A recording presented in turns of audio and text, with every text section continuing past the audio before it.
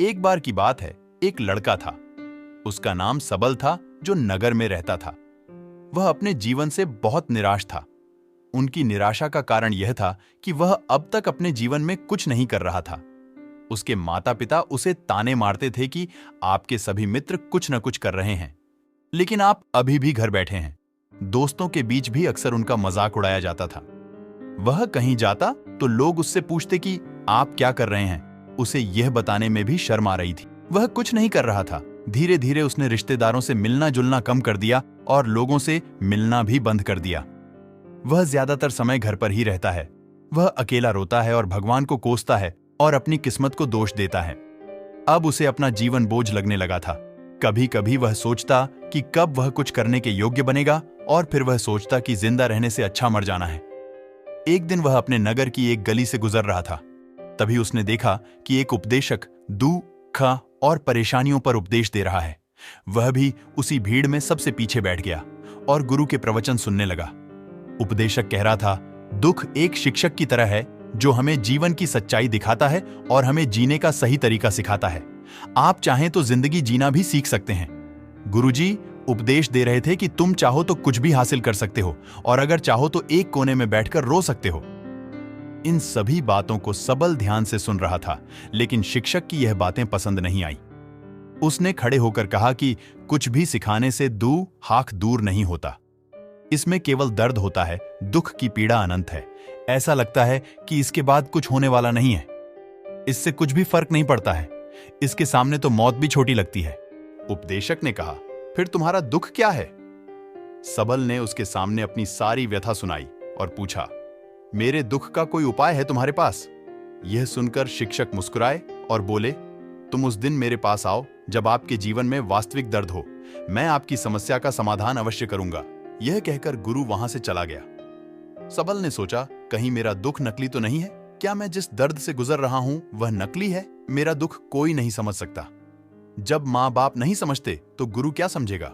उनके दुखों से व्यथित होकर सबल ने एक फैसला लिया कि अब वह कुछ करेगा। सबल ने एक छोटा व्यवसाय शुरू किया, पर उसे सफलता नहीं मिल रही थी। लेकिन उसके घर वाले पूछते हैं कि क्या वह कुछ कोशिश कर रहा है? वह अपने व्यवसाय में लगा रहा और धीरे धीरे उन्हें सफलता मिलने लगी। फिर उसने गति पकड़ी और केवल 3 साल के अंदर ही वह एक बड़ा बिजनेसमैन बन गया। अब सबल के आसपास ऐसे कई लोग थे जो उसकी परवाह करता था, जो उससे प्यार करता था। अब उनके परिवार के सदस्य भी उसकी तारीफ करते नहीं थक रहे थे। दिन ब दिन उसके मित्रों की संख्या बढ़ती जा रही थी। अब वह अपनी जिंदगी से बहुत खुश था। उनके कुछ दोस्तों ने उन्हें सलाह दी कि जब आप एक बड़ा बिजनेसमैन बनकर बहुत खुश हैं, तो सोचिए आपको कितनी खुशी होगी अगर आप इस शहर और इस राज्य के सबसे बड़े बिजनेसमैन बन जाते हैं। कितने लोग आपसे जुड़ना चाहेंगे, आपकी कितनी बड़ी ख्याति होगी, और स्वयं राजा भी आपसे दोस्ती करना चाहेंगे और जरूरत पड़ने पर ही आपसे पैसे उधार लेंगे। दोस्तों की यह बात सबल के मन में घर कर गई। अब वह और पैसे कमाने की कोशिश करने लगा, लेकिन उसे यह सब बहुत ही जल्दी चाहिए था। वह समय बर्बाद नहीं करना चाहता था। उनका अधिकांश समय इन चीजों को प्राप्त करने में गलाने लगा। इसलिए वह ऐसे काम करने लगा जो सही नहीं था। उसने बड़ा उधार लेना शुरू कर दिया। उसके दोस्तों से पैसे की मात्रा और अधिक मुनाफा कमाने के लालच में वह अपने माल में मिलावट करने लगा। उसने अन्य व्यापारियों के खिलाफ भी साजिश रची और उन्हें डराया, धमकाया। जैसा उसके दोस्त कहते थे वैसा ही करता था। वह इन तरीकों से ज्यादा पैसा कमा रहा था, पर अब उसके जीवन में पहले जैसा चैन न था। उनके मन की शांति गायब हो गई थी और वह रात को सो नहीं पाता था। वह हंगामे में रहता था। वह सब कुछ पाकर भी उन्हें किसी चीज में सुख नहीं मिल रहा था। एक दिन सबल अपनी गाड़ी में कहीं जा रहा था। तभी रास्ते में उन्हें उपदेशक का आश्रम दिखाई दिया। वह रुका और गुरु के पास जाकर बोला, संत, आपने मुझे मेरे पास आने के लिए कहा था जब मेरे जीवन में सच्चा दुख आता है। अब मैं बहुत दुखी हूं कि मेरी नींद हराम हो गई है। मुझे कहीं भी शांति नहीं मिल रही है। इस प्रकार सबल ने अपनी सारी समस्याएं गुरु को बता दी। गुरु ने कहा, जब तुम पहली बार मुझसे मिलने आए थे तब भी तुम किसी दुख में थे। आपने उस दर्द से क्या सीखा? सबल ने कहा कि सिर्फ सोचने और चिंता करने से कुछ नहीं होता। आपकी दृष्टि को सच करने के लिए यह कार्रवाई करता है, और सिर्फ काम करने से कुछ नहीं होता, परिणाम भी मिलना चाहिए। जब आपको लगता है कि आपका लक्ष्य हासिल नहीं होने वाला, तब राह में चाहे कितनी भी मुश्किलें आ जाएं, मन कितना भी निराश क्यों ना हो, कितना भी लगता हो कि अब कुछ नहीं होने वाला है, तभी विश्वास करें, मैं जो भी कर रहा हूं उसमें अवश्य सफल होऊंगा। खुद पर ध्यान दो, लोगों पर नहीं। लोग केवल सफल लोगों का सम्मान करते हैं। कोई कितना भी अच्छा क्यों ना हो, वह हमेशा लोगों की नजरों में बोझ बने रहते हैं। यह सब सुनकर उपदेशक मुस्कुराया और बोला, जब आपके पास है तो यह वास्तविक दुख नहीं है। अपने जीवन में वास्तविक दुख आए तब मेरे पास आओ, मैं उसे ठीक कर दूंगा। सबल ने जाते समय साधु को सोने के सिक्कों से भरा घड़ा भेंट किया। घड़े को देखकर गुरु ने कहा कि यह मेरे किसी काम का नहीं है, उस पेड़ के नीचे गड्ढा खोदकर गाड़ दो। सबल ने घड़े को पेड़ के नीचे दबा दिया, जैसा कि गुरु ने बताया, और वहां से चला गया। कुछ दिनों से कारोबार ठीक चल रहा था, लेकिन व्यापार के गलत तरीके के कारण धीरे धीरे उसे व्यापार में घाटा होने लगा। उसकी सारी दौलत धीरे धीरे खत्म होने लगी, और एक दिन ऐसा भी आया जब उसके पास कुछ भी नहीं बचा और उस पर कर्ज का बोझ चढ़ गया था। परंतु वह निश्चिंत था, क्योंकि उसने अपना सारा कर्ज अपने दोस्तों से लिया था। उसने सोचा कि उसके दोस्त बुरे वक्त में उनके साथ खड़े रहेंगे, लेकिन ऐसा कुछ नहीं हुआ। जैसे ही बुरा वक्त आया, दोस्त पहले उससे कर्ज मांगने लगे। अगर उसने कर्ज नहीं लौटाया, उन्होंने उसे जान से मारने की धमकी भी दी। उनके सभी शुभचिंतक और प्रियजन उससे दूर हो गए। उसके दोस्त, जो उसके साथ मस्ती किया करते थे, अब उससे दूर भाग रहे थे। उसका परिवार उसकी गलतियां और कमियां गिनने लगा। उनकी सारी संपत्ति नीलाम कर दी गई और उसके पास कुछ भी न बचा। जब उसने अपने पिता से मदद मांगी, पिता ने कहा कि मेरे पास थोड़ी सी संपत्ति है, मैं तुम्हारी मां को क्या कहूंगा अगर मैं तुम्हें दे दूं? यह संपत्ति हमारा अंतिम उपाय है। सबल के मन में गहरा दुख छा गया। उसके आसपास कोई नहीं था जो उनके दुख को समझ सके, जो उसे संभाल सके। जनता के इस विश्वासघात के कारण वह अंदर से टूट चुका था। वह सोचने लगा कि अब जीने का क्या मतलब है, अब मौत ही मेरा सहारा है। वह आत्महत्या करने के लिए पहाड़ी पर जा रहा था, तब से उसे याद आया कि उस शिक्षक ने उससे कहा था, मेरे पास आओ जब तुम्हारे जीवन में वास्तविक दुख हो। सबल गुरु के पास गया और अपनी सारी व्यथा सुनाई। आंखों में आंसू लिए उसने कहा, हे गुरुजी, मेरे दो आंख का निवारण कीजिए। गुरु ने कहा, जब जीवन में असली दुख होता है तब मेरे पास आ जाना, मैं इसे जरूर ठीक करूंगा। सबल ने कहा कि यह क्या हो रहा है? मेरी जिंदगी में अभी दुख नहीं है, तो आखिर असली दुख क्या है? गुरुजी ने सबसे कहा कि पहले आप मुझे बताओ, आपने अपने दुख से क्या सीखा? सबल ने कहा कि मैंने वह सीखा, जो लोग हमारे जीवन में आते हैं वह हमारी सफलता और प्रगति के कारण वो हमें धोखा जरूर देंगे, क्योंकि बुरे समय में वे हमारे साथ नहीं खड़े होंगे। वे अच्छे समय में ही हमारा फायदा उठाएंगे और बुरे समय में हमें छोड़ देंगे। उन लोगों पर ही भरोसा करें जो हमारे बुरे समय में हमारे साथ खड़े रहते हैं। लेकिन ऐसे लोग बहुत कम होते हैं, लेकिन जिनके पास है उन्हें उनकी सराहना करनी चाहिए, उनका अपमान नहीं करना चाहिए। मैंने कभी भी किसी के खिलाफ साजिश नहीं रखना चाहिए।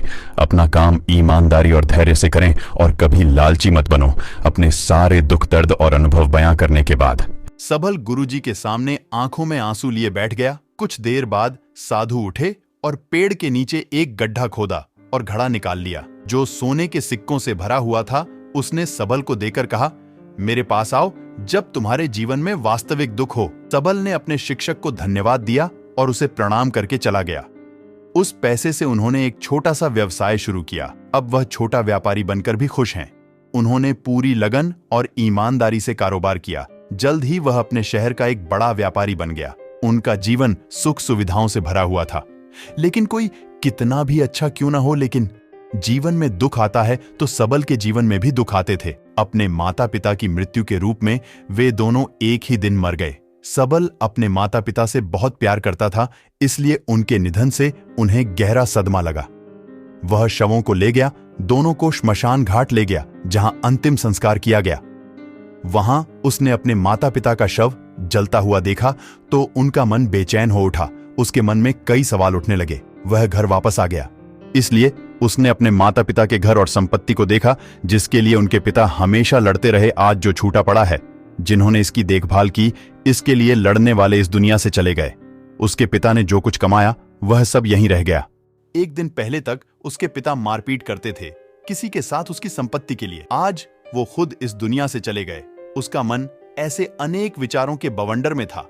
वह अंदर से अकेला और डरा हुआ महसूस कर रहा था। वह खाली महसूस कर रहा था। उसे लगा कि कुछ है, वह समझ नहीं सका। इसलिए वह गुरु के पास गया। उसे देखकर गुरुजी ने कहा, क्या जीवन में कोई दुख है? सबल ने कहा, वैसे तो जीवन में कोई दुख नहीं है, सब कुछ अच्छा चल रहा है, लेकिन आज मेरे माता पिता का देहांत हो गया है। मैं इस घटना से बेहद दुखी और परेशान हूं। गुरुजी ने कहा, इसमें दुखी होने की क्या बात है? एक दिन सबके अपनों को मरना है। कोई न कभी जिया है और न कभी रहेगा।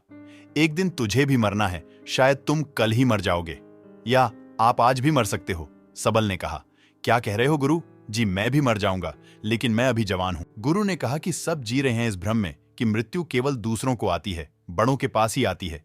लेकिन जवान और बूढ़े मर जाते हैं, बच्चे मर जाते हैं। मौत का उम्र से कोई लेना देना नहीं है। ये सभी को प्रभावित करता है। मास्टर जी की ये बातें सबल के मन में घर कर गईं और वह चुपचाप चला गया। लेकिन उसका मन अभी भी बेचैन था। वह खाली महसूस कर रहा था। वह सारा दिन अपने बारे में ही सोचता रहा कि वह कौन है, वह इस दुनिया में क्यों आया है। क्या जीवन का लक्ष्य केवल चीजों को खाना और मरना है? ऐसे कई सवाल उसके दिमाग में लगातार उठ रहे थे, लेकिन उन्हें अपने किसी भी सवाल का जवाब नहीं मिल रहा था और उसका दुख दिन ब दिन बढ़ता ही जा रहा था। इसलिए कुछ दिन बाद वह फिर से गुरुजी के पास पहुंचा और बोला, हे स्वामी, मैं बहुत दुखी हूं क्योंकि मैं यह नहीं जान पा रहा हूं कि मैं कौन हूं और मैं इस दुनिया में क्यों आया। यह सुनकर गुरुजी मुस्कुराए और बोले, आज आपके जीवन में पहली बार सच्चा दुख उत्पन्न हो गया है। ये वास्तव में दुख कहलाने के लायक हैं। हम नहीं जानते कि हम कौन हैं, हम क्यों आए हैं, क्या करें, कैसे करना है।